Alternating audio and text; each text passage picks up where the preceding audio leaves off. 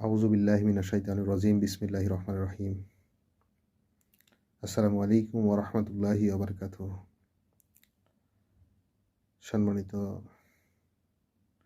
দেশবাসী, আমি একজন সাধারণ নাগরিক হিসেবে আমি আপনাদেরকে বলতে চাই, আজকে কয়েকদিন যাবৎ মৃত্যুর সঙ্গে পাঞ্জা লড়ে সিঙ্গাপুরের একটি হাসপাতালে শরীফ ওসমান হাদি ভাই ইন্তেকাল করেন।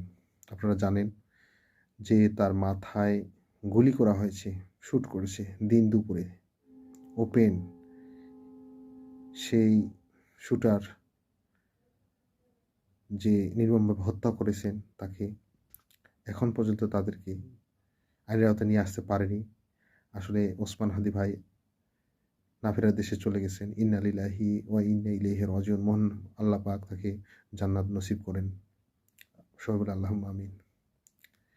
এই দুনিয়াতে কেউ থাকবে না, সবাইকে একদিন যেতে হবে, আগে আর পরে। কিন্তু শহীদি মওত সবাই পায় না। এটা শুধু একমাত্র মহান আল্লাহ পাকের কাছ থেকে আসা হুকুম। আল্লাহুম্মা রযুকনি শাহাদাতিন ফি সাবিলিক। এই শাহাদাতের তামান্না, এই শাহাদাতের মওতের যে স্বাদ, সেটা সবাই পায় না, চাইলেও পায় না। এটা মহান আল্লাহ পাকের কাছ থেকে আসে। মহান আল্লাহ পাক তাকে জান্নাত নসিব করুক। হাদি ভাইয়ের জন্য সবাই বেশি বেশি দোয়া করবেন। তিনি একটা এমন মানুষ ছিলেন যিনি মানুষের কল্যাণে কাজ করতে গিয়ে যে আজকে নিজ জীবনটাকে দিতে হয়েছে। আল্লাহ পাক তাকে জান্নাত নসিব করুক। সবাই ভালো থাকবেন। হাদি ভাইয়ের জন্য দোয়া রাখবেন। আসসালামু আলাইকুম ওয়া রাহমাতুল্লাহ।